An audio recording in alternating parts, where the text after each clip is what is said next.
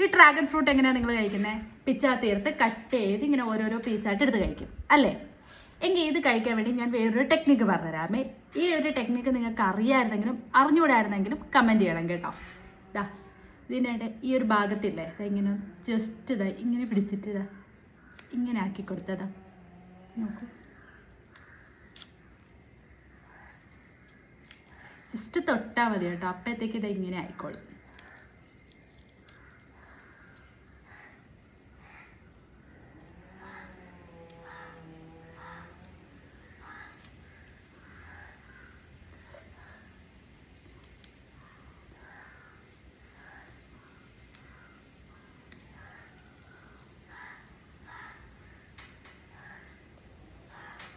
കണ്ടോ, താമര ഇങ്ങനെ വിരിഞ്ഞ് നിൽക്കുന്നത് പോലെ ഇതാ. കഴിച്ചോട്ടെ.